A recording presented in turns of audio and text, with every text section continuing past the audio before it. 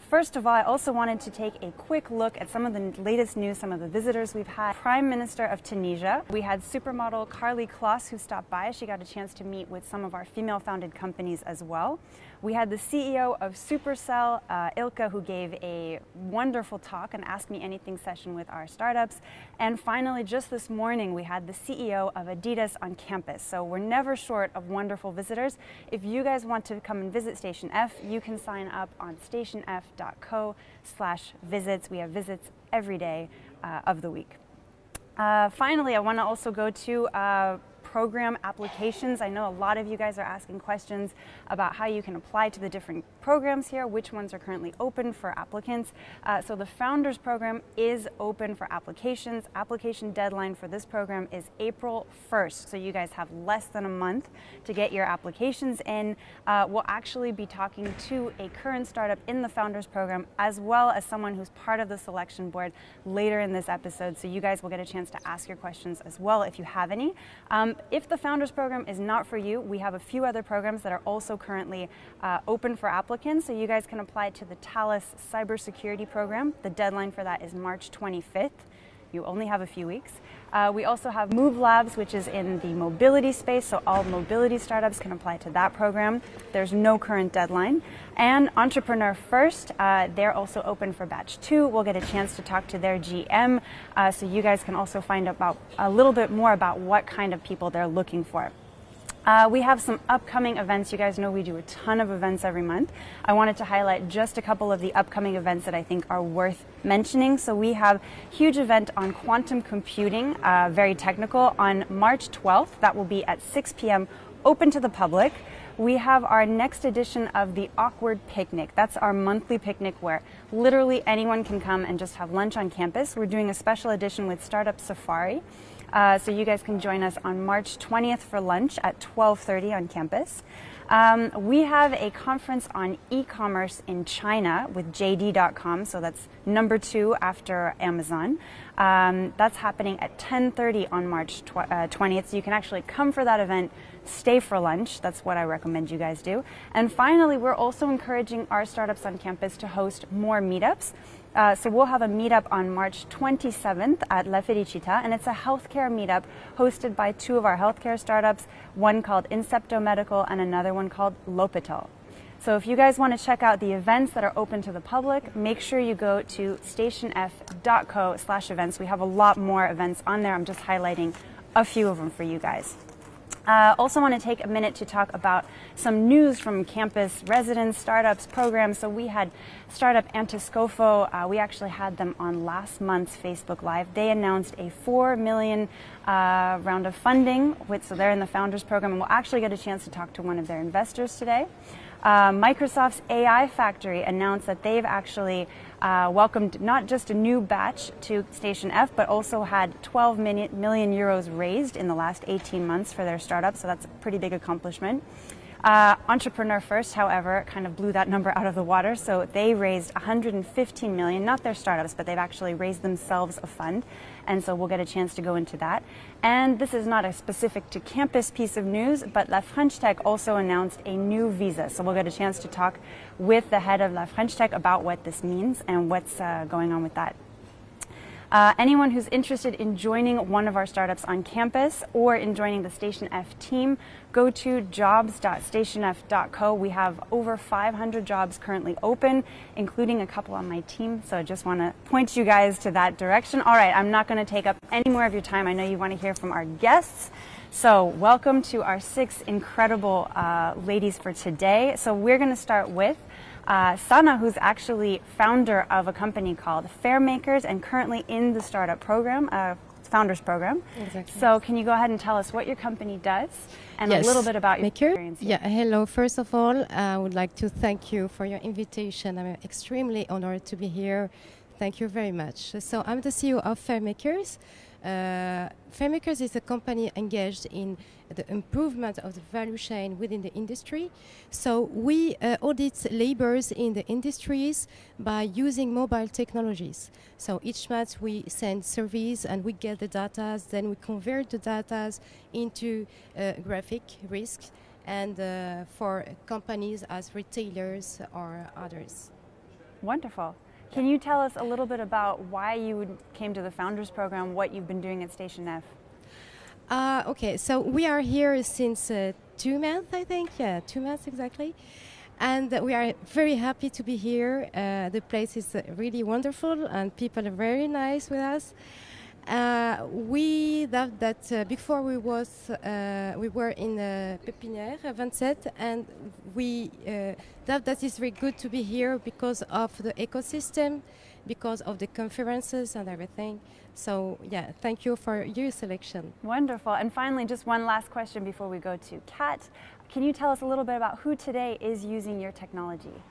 Okay, actually we have a retailers working in textiles, which is our main sector actually, but we have also a demand from food and beverage industries and electronic and appliance sectors.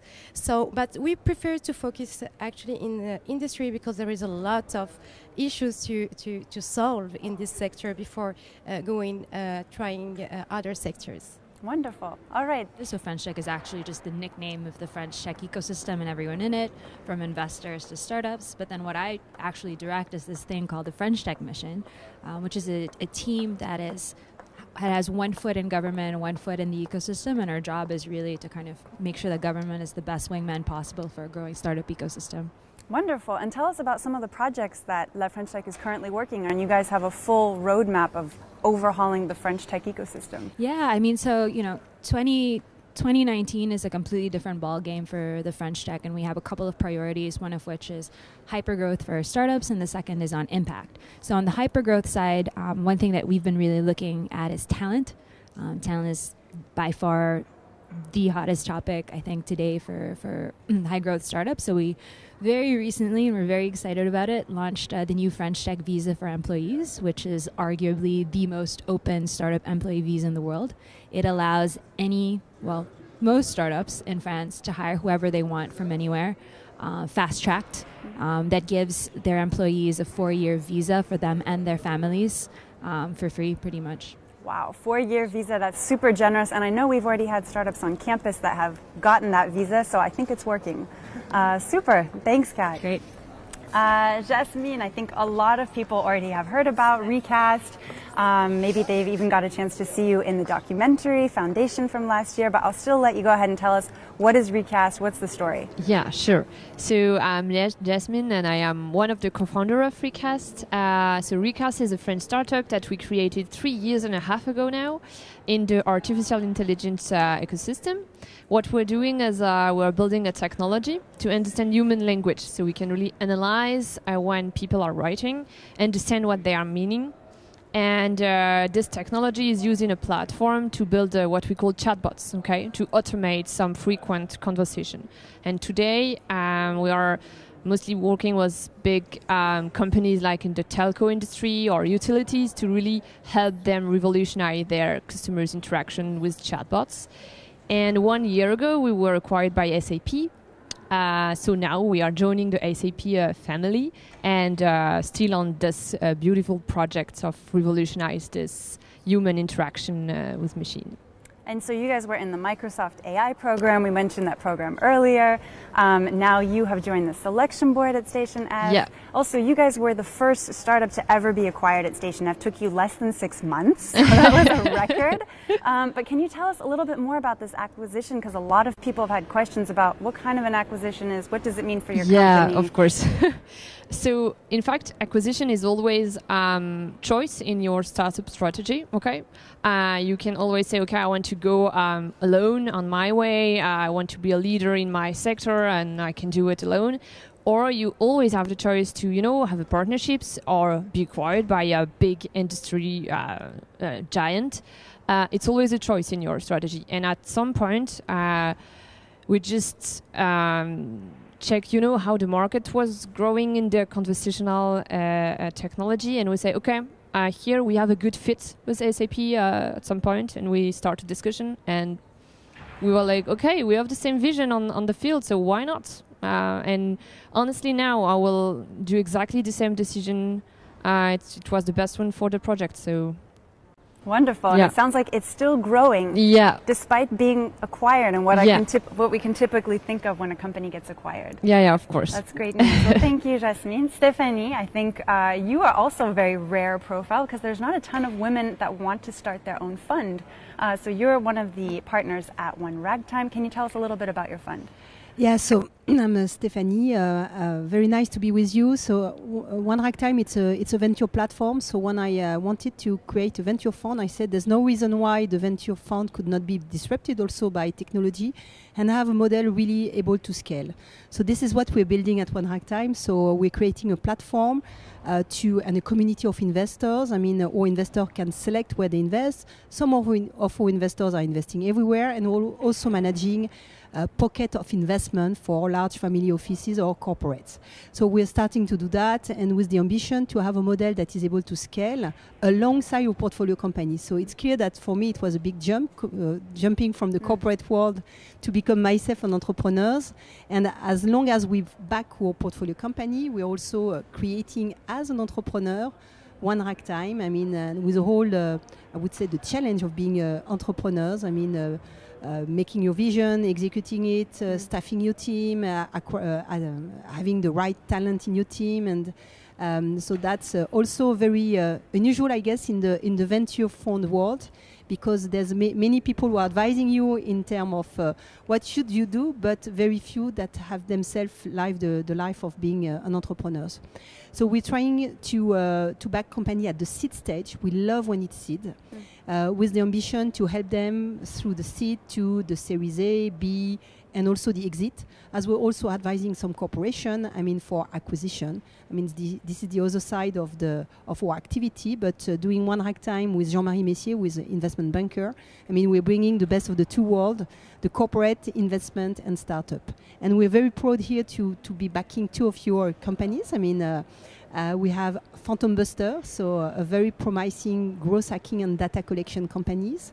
And we have Anteunis, company which is developing a solution to synchronize the education of music within a concert or with a piano. So it's super innovative. We love deep tech company. We love when it's international. And we have also back, I mean, companies in other fields. I mean, I can quote a few of them. I mean, on-off, with Tychris, Phantom, Woolit on the blockchain. We have Tychris was also at one of your sessions recently. This is why I'm mentioning him. Meg.org, Civic Tech. So we try to be very agnostic in the sector. If it's super tech, international, with a consumer DNA and the ability to scale with corporate partnership, because we love when the capital is efficiently used.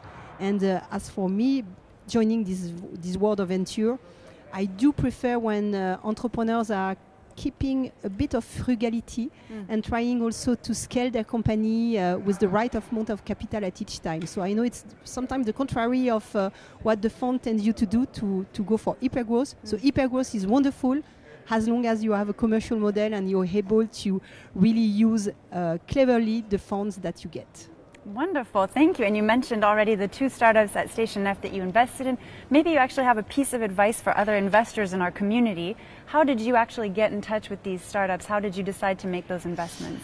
Well, we have the chance to have a community of investors that is growing every day. So alongside our team, we have also our investors who are referring the opportunity.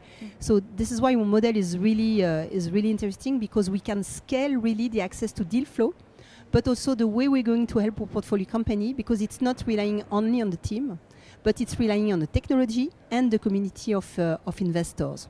And this is one of the big advantages we have for the sourcing. So when one of the companies is mentioned 2, 3, 4 times, I mean, it's always a good indication. In the case of Anteunis, we organized last year the visit of Nobuyuki Hidei, the former CEO of Sony, at Station F. He asked us, I want to visit Station F. He has been the chairman of Sony for more than 20 years. He invented the PlayStation, the Walkman, so imagine. But he's super passionate about the startup world and very active in Japan. And he said, okay, I come here and I want you to meet some of your company. And Anteunis was one of those companies. and he said, wow, this one, super cool, I'm going to be behind them and help them. And this is how we also being able to spot Anteunis. Thanks to you and thanks to Nobuyuki Idei. Wonderful. Thank you, Stephanie. Now we go to Coralie, head of Entrepreneur First in France. A lot of people are curious about Entrepreneur First. It's a hot program, has a totally different model from other startup programs. So can you tell us a little bit about how your model works? Sure, no problem. Thank you very much, Roxane, for hosting all of us. So Entrepreneur First indeed is a very, very different model of investment. Entrepreneur First was actually funded on the premises that the world is missing out on some of its best founders, because some of the smartest, most ambitious individuals never end up starting a company. And this is because there are many social-cultural barriers, other type of barriers that make it sometimes easier to join like a big corporate, to join Google or Facebook, McKinsey or Goldman Sachs, rather than starting your own company. So basically, Entrepreneur First exists to remove some of these barriers and help people start companies by helping them find a co-founder, generate an idea while receiving funding.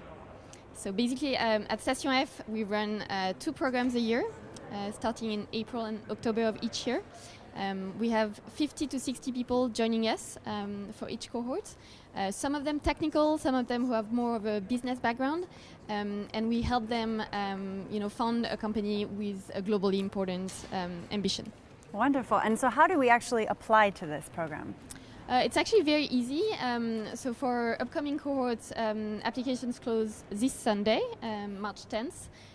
Go to our website. There's a call to action button where you can just easily apply.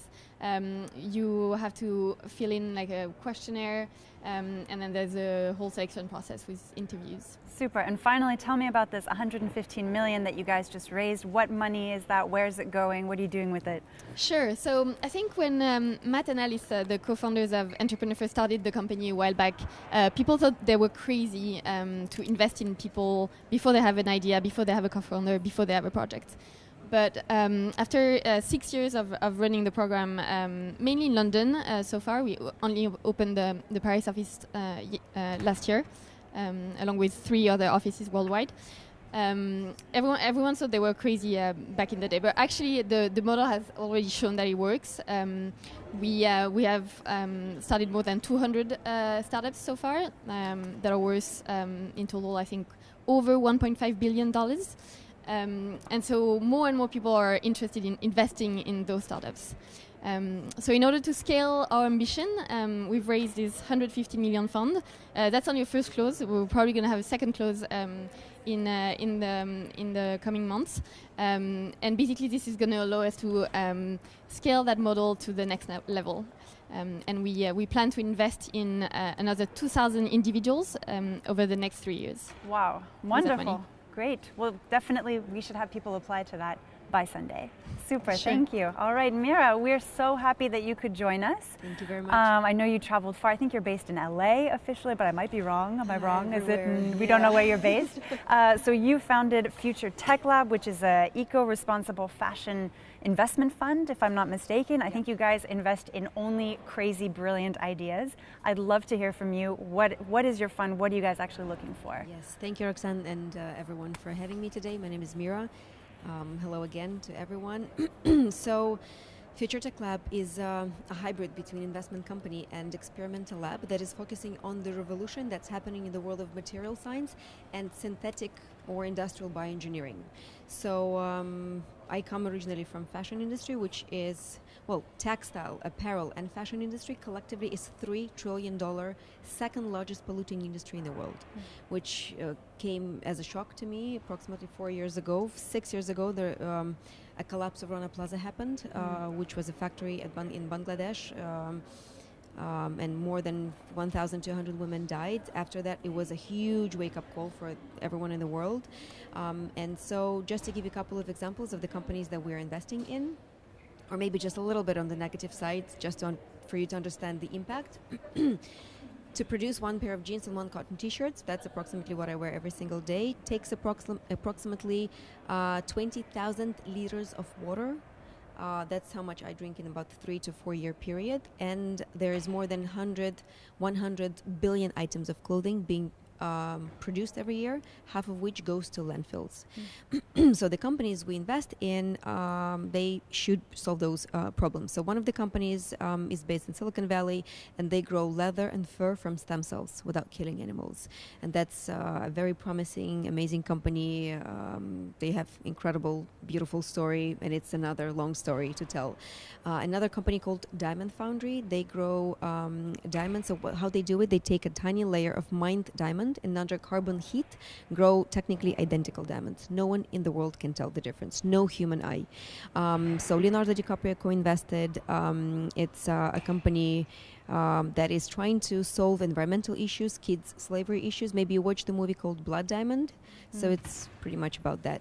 Another company called Bolt Threads, they grow spider silk. So they take a DNA of a stem cell of spider and grow silk, which is softer than a cloud, but stronger, can be up to 400 times stronger than regular silk. So eventually maybe a new Station F can be built from spider silk, who knows? And that's a real revolution in the world of material science happening. And if you think about materials and apparel and textiles, it's not, fashion is just one of the industries. Actually, every single industry is working with that. And if you think about textiles, it's a fundamental part of our everyday life. We come into contact with it every 10 seconds of our life. So it's our second skin, which is our clothing. It's inside it's furniture. Money are made of apparel. It's linen and cotton. It's inside our planes, houses, cars, literally everywhere. And one of the companies we're working with, actually, they come from MIT Media Lab, and they are producing from citrus byproducts special kind of plastics that are being used by NASA as a building material. At the same time, they can create a yarn from citrus byproduct that can turn into a textile, can turn into a hoodie or whatever. And imagine another groundbreaking technology that we recently discovered is you can create materials, cotton-like materials from agricultural food waste. And there is enough agri-waste in the world to supply 7.5 billion people on planet with textiles. And actually the demand on textiles grows 4 times faster than growth of population and 2 times faster than demand on food, imagine. So again, it's absolutely, materials and textiles are absolutely everywhere. And yeah, we're super excited every time we meet another amazing scientist, you know, and hear about their great groundbreaking breakthrough innovations that should change the world and should solve major environmental problems. Another company, they grow leather from mushrooms, which is also super interesting. I'm actually wearing a t-shirt today that is partly made of seaweed yarn that grows abundantly in the ocean habitat. So if you think about cotton, it's actually not great material. It takes huge amounts of lands to grow cotton, crazy amounts of water, pesticides and chemicals. And actually one of the reasons why, for example, bees are going extinct, and I'm sure you know that bees are extremely important species for our ecosystem. They pollinate 70 out of 100 crop species, anything from almonds to carrots to oranges to apples, that feed over 90% of world's population. So no bees, no humans, literally. And one of the reasons why bees are going extinct is pesticides. And 25% of pesticides come from cotton fields. And so it was quite a heartbreaking moment for me 4 years ago to understand that actually the industry I still love and was always so proud to be a part of actually contributes so much to this global problem. And I started to think what we can do. So we started Future Tech Lab. We raised funds, started to source and scout the world. We partner with research institutions from all over the world, laboratories. Fashion for Good is one of our partner. We co-invest together with Adidas, with H&M, with some great Patagonia, who is maybe my favorite brand in the world. And yeah, super exciting area, material science, and synthetic bioengineering, and so much more to share with you. I just normally feel like I'm a talking head. I talk too much, more than anyone else. So yeah, would love to share more maybe. Wonderful. Well, I think it's just really interesting because a lot of these innovations that you talked about, they sound like really hardcore science, very, very technical innovations. Where does the majority of your deal flow actually come from? Are you looking at research institutions, or just does it come inbound? How does it work? Thank you. So if you think about material science world, so the first material science patents were created centuries ago. So it was cotton, it was linen, it was silk, it was jeans. Then the next generation was the petrochemicals, which is polyester, nylon, lycra, and that's when, you know, the world was covered in plastics, right? Like everything literally today is made of plastics. That again takes from 200 to 1,000 years to biodegrade, so it stays with us forever. And the new generation, you know, we live at the forefront of fourth industrial revolution, when bioengineering and material science is a major part of that fourth industrial revolution. And we source from pretty much anywhere in the world. 80% of the companies in our portfolio come from San Francisco. Somehow, a lot of amazing things actually happening in France and in Italy. There, you know, I mean, it's a huge industry, right? Fashion and apparel is huge industry, both for both countries. And these countries are quite reinventing itself through material science nowadays. A lot in Israel, actually, and a lot in Japan and in Korea. They're actually killing it, but it's quite hard to get inside Japan, as maybe most of you might know. But if you get, it's impressive and mind-blowing. And so, yeah, we try to source and scout through Stanford and MIT and Weizmann in Israel and Fraunhofer in Germany, and Bangalore is on our radar. We're planning a trip there. So pretty much anywhere in the world. And actually, when we had this conversation with our friends from H&M, when they started the Global Change Award, where they fund 5 startups in the breakthrough innovations in material science, they said that when they announced, they were hoping that maybe they will get, you know, 50, 100 companies. They received 2,800 applications from more than 150 countries, and there's 196 countries in the world. So pretty much in every country in the world, something in material science and bioengineering happening. So it's really exciting, and it's you know, my hard pitch to the industry is that it's a revolution that's happening with or without you. So you'd rather be in or you're out. And one of our friends recently told us, it's a big brand, they said, oh, we totally get it, and we'd rather surf the wave than being washed away by it, you know. And I always give as an example what happened with Kodak, if you remember, back in 1998, something like that. They employed 180,000 people and controlled 85% of photo printing paper industry. And in less than 2 years, their business model disappeared and they went bankrupt, and 180,000 people lost their job because they didn't, you know, transform into digital cameras. And actually, well, I guess one of the people who invented digital camera was a Kodak employee who came to CEO or COO to pitch, and they said, oh, who cares? We're the kings of photo printing industry. So again, it happened less than in 2 years. It happens much faster than we imagine. And so, yeah, we're very positive that hopefully, imagine a t-shirt that, you know, you're tired of or is not new anymore or whatever. You throw it away, and it's made of agricultural food waste, banana peels, orange peels, and it just biodegrades within weeks, as, you know, an orange peel would. Again, instead of 200 years. So that's, you know, this perfect future, happy, healthy future of circular economy, zero waste situation, renewable alternative energy and resources. And that's where we are trying to support some of the greatest scientific minds of our century. Wonderful, and I think we definitely need more innovations that are so conscious of our planet and our lifestyles today.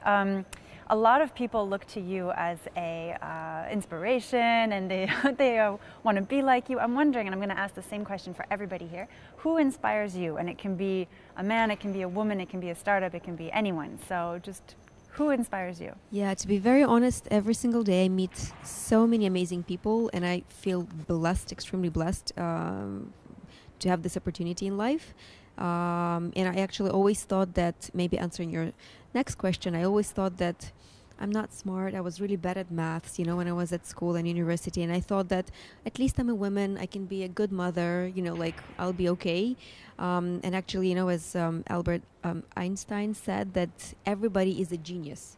And if you judge a fish by its ability to climb a tree, it will live its whole life thinking that it's stupid. So it's about, you know, where you're good at. But in terms of inspiration, to be very honest, you know, anyone from you ladies today to scientists who we work with, to actually maybe the biggest inspiration today is youth, the new generation, who, and I am a mother of 3, 8 years old son, 4 years old girl, and 18 months old girl. But those new kids, they are amazing. And maybe one of the most inspiring girls I met recently is Greta Sternberg. Maybe you heard about her. She's an environmentalist from 15, 16-year-old girl from Sweden. And I mean, she's incredible, and she was just in Davos, and you know, in one room at lunch with big men, big guys, telling them, you say that you love your children above all else, but at the same time you're stealing their future in front of their very eyes. Tell me, what do you do for us? And they were like, and she's tough, she's amazing. And every time I look at those kids, and I'm like, future is bright. Wonderful, thank you. We'll go around very quickly, just somebody who inspires you. Sure. Well, I think just like you, it's I mean so many, you know, interesting and inspiring people. I think before joining EF, so I joined EF to start the Paris office a few months ago. But before joining EF, I hadn't had the chance to work together with a cohort of a very smart and ambitious individual, just like I've just done.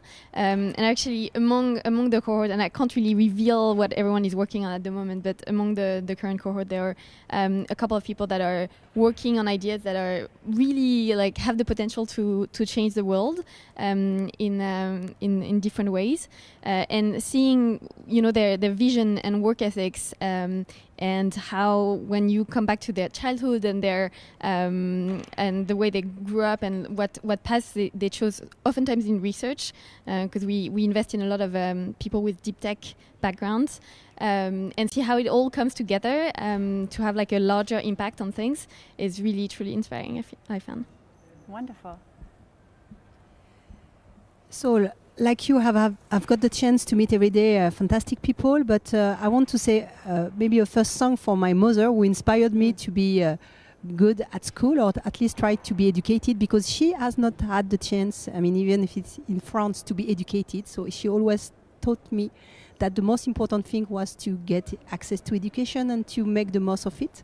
So, and this is something on which I'm very keen today, and I think that the education and the role of the parents, the role of the business life, the schools is super important in this young generation, which is really amazing. And every day I'm inspired by my team; they are just amazing, and all those young and less young entrepreneurs we have surrounding us. But I think that at the end of the day, it's about values, it's about passion.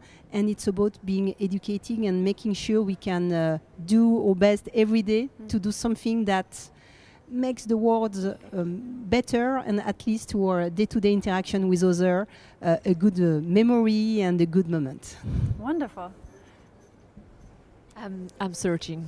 No, I don't have, you know, one man or woman like that in my mind. I guess at the end of the day, the people that really inspires me are like my team. And you know, it's part of when you're building a startup, all this adventure at the beginning, you're alone, maybe you're 2 or 3. And the most important thing is find the right people around you to build this huge adventure. And I guess that all these people that joins from day one and that are still with us now at SAP 3 years and a half after, it's exactly these people that just inspires me every day. They're like incredible. It's my second family, and yeah, I guess it's really them. Yeah. Yeah, I think I'm going to be like deeply unoriginal and sort of say something quite similar. But you know, I'm in government, so when you say that my team inspires me, like that's a little bit different from when you're building your startup. And it's true. I think so many people have sort of given up on government, and have sort of like decided that everything that's going to come out of government is going to be subpar. It's going to be slow. It's going to be unambitious. It's going to be overprotective or things like that. And so joining administration and finding all of like this entire generation of like younger people that are still willing to move really fast, that are willing to kind of build something new, and that are willing to kind of like trust in a vision that's slightly not what everybody else is doing is really important. There are a lot of us that are working in industries or in areas that are just really hard, and it's true that beyond inspiration, inspiration can be that like one talk that you heard and that one quote, but for those of us that are also like doing things that are hard, you need just a little bit every day, just a little bit. At the times that things get really, really hard, and you're facing things that are tougher than you thought they were going to be. So yes, definitely my team. Okay, it's not an easy question, but okay. In my household, my mother had a choice between having a career or raising 3 children. So the choice that left her underpaid and underappreciated as a homemaker. And my grandmother, she was illiterate, and she decided to learn reading at 70 years old. For us, it was very annoying because she was asking us to learn with her and to show her how to. But it's a lot of power to always. You can always learn. You can always. There is no age, so you can always take a decision to change something or to learn. And learn is for life. We never stop learning. Wonderful. I love these answers. We went from like the 70-year-old to the new generation. We covered everything. I'm going to go directly to the questions that we got from people on the Facebook Live. So these are questions that were actually asked ahead of time. I'm going to ask all 3 questions, and then you guys can just jump into the ones that you want to. So the first one is, how do we get more diversity in startups? Very big question. Go ahead and take a stab at it. Have you ever had someone doubt that you were smart enough to do something? I think we already touched a little bit on it here. That was more your self-doubting. And then we had a specific question for Mira. We'll go to this one at the very end. But can you highlight just a few of your favorite technologies? Maybe pick 2 of your top, because you have so many that are just incredible. Just pick your 2 or 3 very top technologies. So we'll start with, how do we get more diversity, and have you ever been doubted? Diversity, it's about more diversity in tech. Yeah. How can we get more women, more different profiles? Okay, actually we are, in our team, it's a mix between me.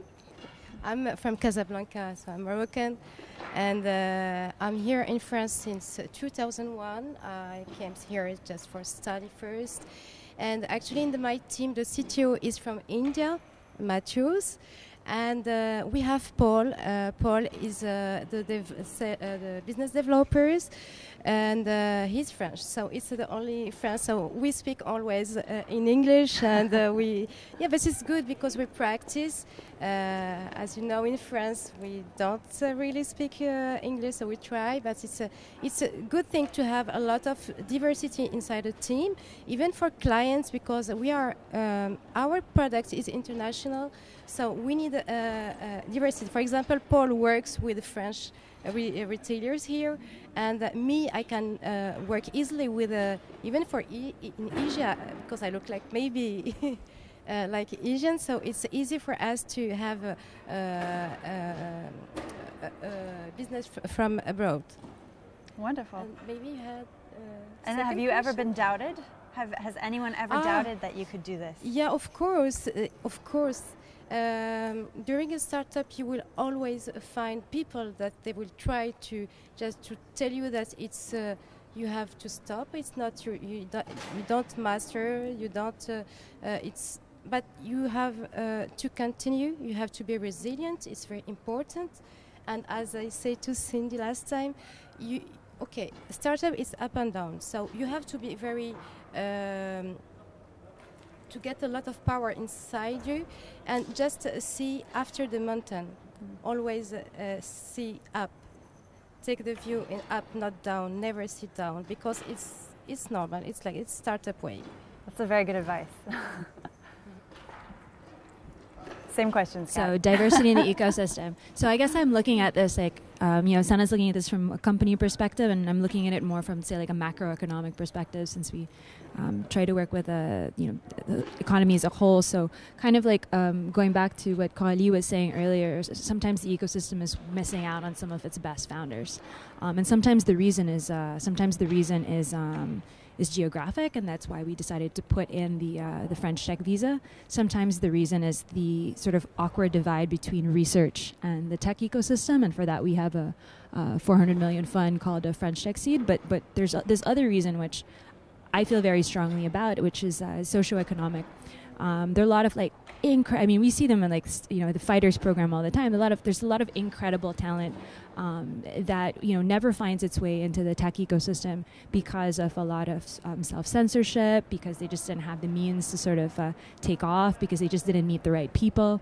And so something that's really important to us to sort of break down those barriers. We actually recently launched a program called a French Tech Tremplin, or French Tech Springboard, that is actually designed to to source and to re-inject this new talent into the ecosystem, and to also mimic the kind of advantages that they would have had they come from a well-to-do background. So it's pairing them with a founder for 6 months, and we're not talking about a mentor like in an accelerator where you have 20 and they all meet you for an hour. It's one person that's there with you from start to finish. They take you to their board meetings, they take you to their cocktails, they open up their network to you, they're with you on the on the good days, they're with you on the bad days, that sort of thing. We give them funding as well up to 50K. Pair them with an incubator and accelerator, and then a whole program as well, so that they get to know everybody else in their program. Wow. So you guys are already figuring it out. Yeah, it's definitely an experiment, but you know what, you need to try. Yeah. And I think everyone's got their own roles. Investors have their own role in this sort of thing. Startups have a different one. Corporates have another. But I think as government, you need to try, and you need to see what you can do at a macro level. So just for the first couple of cohorts, it's a 15 million budget to get started, and we'll see where that takes us next. Cool. Same question for you. Have you ever been doubted? Yeah. Mostly by myself, I think, and when you find yourself doing that, I think something that we've become aware of now as women that maybe we didn't know when we were younger is how many of us were just culturally trained to actually doubt ourselves, or culturally trained to think that if you're not going to do something perfect, then you shouldn't do it at all. And so sometimes there's that little part that's still there. I'm still, unfortunately, from the generation that was taught to try to be perfect, and I think when it happens, you just have to have this conversation with yourself and learn to deal with it, and sort of push it aside, because so many of the doubts that when we talk about people doubting us, a lot of the times it's us thinking that people are doubting us or over-interpreting certain signals, when really it's about trying to find a way to get past that. Great. On the diversity, I guess but this is obvious, but you cannot innovate if you don't have the diversity in a team. Okay, if you have all the same people in the room, you will maybe you will find a solution to your problem, but it will not be the smartest one. Okay, and I think that if all the startups and any corporate or enterprise want to really focus on that, it's just a matter of take a little bit more time and energy when you want to hire new people or this kind of thing, because it's always easier to just say, it's in my network, I will hire these people, we have done the same school or we have the same background. Always easier to just choose the people that looks like you. It's easier to work, it's easier to find, but if we are doing like that, we will not move on. So it's just a matter of now let's take a little bit more time to reach the people not like you, that are not around you, and you just need to open the door, let's say, and meet other people. And I'm so happy now, for example, at SAP, I'm working today with people from Palo Alto, Waldorf in Germany, Bangalore in India, and I'm like, wow, I'm learning so much. It's incredible. You have one problem and you understand someone in India see the problem totally in different way. You are like, wow, it's amazing. I didn't have that when we were a startup. Also because you want to go fast, so sometimes you just say, okay, I want a great data scientist. I know that there is a big school in Paris. I go there, I'd hire the guy.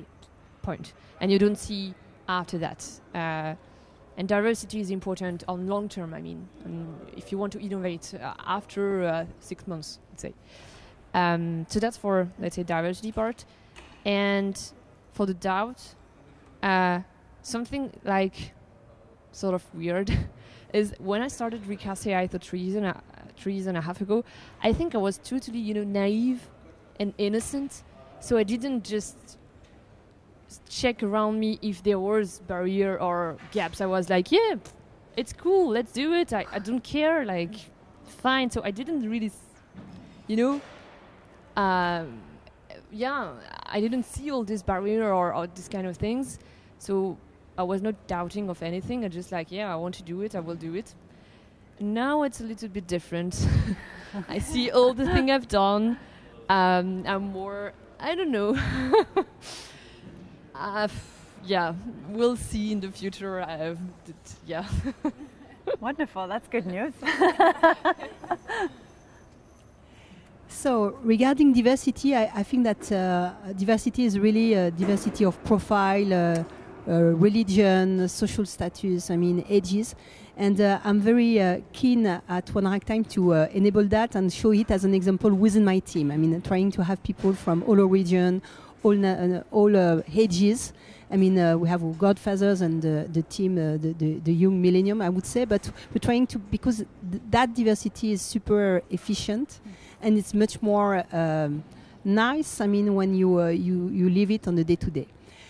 Coming back to the tech, if you want to develop tech companies, you need to have a tech background. And if we want to have more diversity in the tech, we need to have more women embracing tech studies.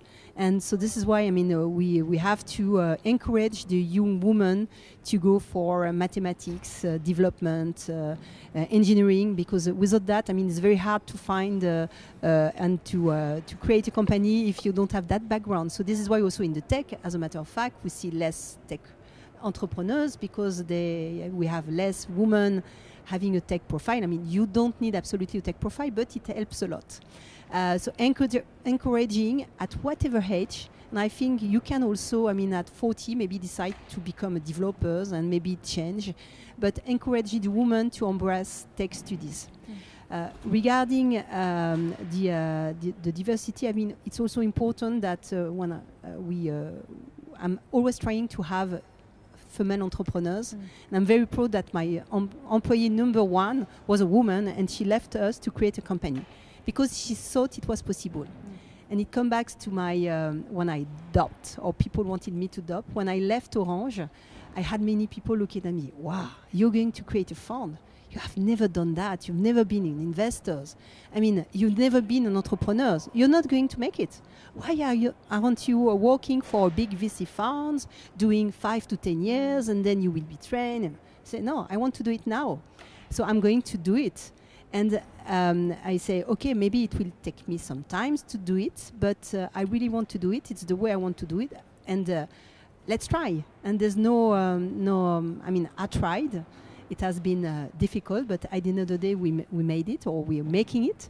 And this is the advice I would give you. So whenever someone is adopting on you, first of all, think that you can always make it if you want it, and especially if you work on topics that animate you by passion. So I was passionate about doing that because I love the people, and this is the reason why I'm investing, because I give trust to people. Yes, you can make it. You can succeed, and you can be successful with your company. I love it. I love that piece of advice. Coralie. Thank you. So diversity is something that I deeply care about. I think EF also deeply cares about it, about the topic.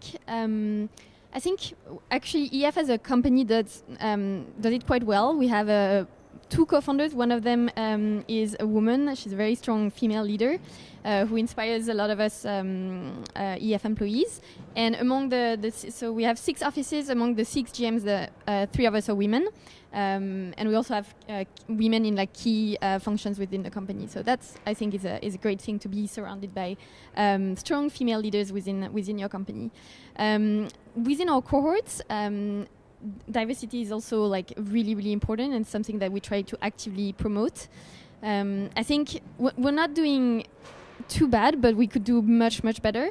Our last demo day in Europe, I think 50% of our founders were from underrepresented backgrounds, so including a lot of women. But I think there's probably three things. I think there are definitely structural reasons that we need to address over the a longer period of time, including the lack of women in scientific and research fields. Although actually in biotech there are more women than, for example, in computer science. So I'm really interested in investing more into biotech, for example, because also there's a lot of women there. So I think there's three things that we can do a bit more. I think fighting unconscious bias within the work environment is really important across all industries and sectors of business. I think having strong female role models and communicating around them, promoting them, making sure their voices are heard, so that they can, make tech more attractive to other women. And the third thing is actually active sourcing of women. That's what Jasmine was referring to as well. But when we recruit our cohort, we actually specifically actively source women with like PhDs in computer science or AI. So obviously there are less women, like much fewer women in those fields, but there still are, and we should reach out to pretty much all of these women who could potentially be great founders. Those are terrific pieces of advice. And have you ever been doubted? Yeah, I think many times. I've had different careers before joining EF. I started my career as a corporate lawyer, then I was an entrepreneur, then I was a consultant at McKinsey. So like I've tried many different things, and every time I had to start from scratch again. And I started by being really terrible at my job, and by having the growth mindset and working super hard, I try to improve and prove people that they might be wrong about me at the beginning. Wonderful. And Mira? So diversity, quite overhyped word, right? These days. And I think that most of us don't really realize, but we already live in the new world. And the new world meaning that, the social media actually, and kind of, brought us to this new world with everything that's happening these days. Actually, yesterday we met another amazing scientist. He is Israeli born, grew up in Portugal, UK based now, just raised his second round. They do crazy stuff. They do textile dyes from bacteria. So it's another synthetic bioengineering revolution, I think, coming. And his investors come from anywhere from Sweden to India to China to US to Europe. And, you can be a great entrepreneur, somewhere in Denmark, for example, when you have an idea and you start it on Instagram, for example. And, people from all over the world, from pretty much 196 countries, right, will like it or support it or get in touch with you or be able to, advise or connect you with someone who can potentially help and so on and so forth. In our company at Future Tech Lab, we are not on purpose 80% women, all spread around the world, which is our advantage and disadvantage because we want to be together more often. But, we have anyone from a super cool and smart and strong Egyptian, Harvard alumna, who was working with Travis Kalanick for 4 years, launching Uber in Middle East, to amazing lady. She's French, Swiss, based in Geneva, with over 25 years of experience in investment banking. Beautiful, tall, French, super smart. It's, when beauty meets brain. To Russians and Americans and Chinese and we're literally. We are coming from literally all over the world, from I think all 7 continents. No kidding. Second question, if anyone has ever doubted me, surprisingly, because I grew up in an extremely friendly, warm family atmosphere, thanks to my mom and my dad. But I don't know why, but I doubted myself and still do every single day. I wake up with it every single morning. I don't know what it is. It's quite painful to live with this. But, you know, as Winston Churchill said once, success is going from failure to failure without losing enthusiasm. So, and I guess that's all of us, right? I think that's maybe, I think my only talent is I'm very persistent. And that's where I know for sure that, you know, whatever happens, I have somehow this crazy belief in something great and a beautiful future that we're all hopefully together creating. And one more thing is that I recently had a conversation with my 4-year-old, and you know, I'm telling her that each and every single insect or animal or human has a role in this world. We came for something, and then she told me why God created bees. So I explained to her that bees are extremely important. Then she said, "Mommy, but why God created snakes? They're so disgusting."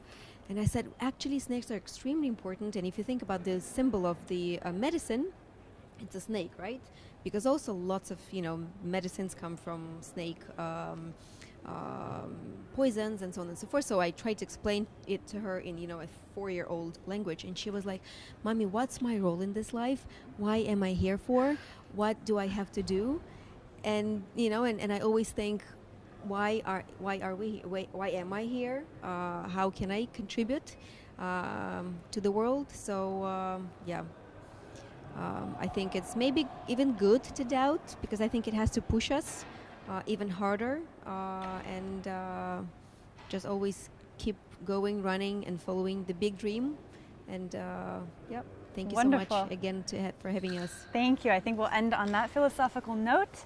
So if you guys want to get pieces of advice from everybody that was here today, you can go onto our blog and check it out. We've actually profiled everybody, included tips and advice from them, so be sure to take a look at that. We've also included 8 other female entrepreneurs from Station F that weren't able to be with us today, so please have a look at who they are and what they're building. And finally, I want to end with a really quick announcement. We are not ending the discussion on diversity here today. We don't just do it once per year because it's Women's Day and we have to talk about it. We actually want to make it part of our DNA. It is part of our DNA. So we are hosting F for Femme, which is a big event to bring together and really federate all the women's initiatives and projects that are out there to support diversity in tech, in the workplace, in education, in funding. This event will be happening on April 24th at Station F. We'll be launching all the communication and signups around that very shortly. So be sure to stay tuned on our website and on social networks. Guys, we'll see you next month. This has been live from Station F. Thanks.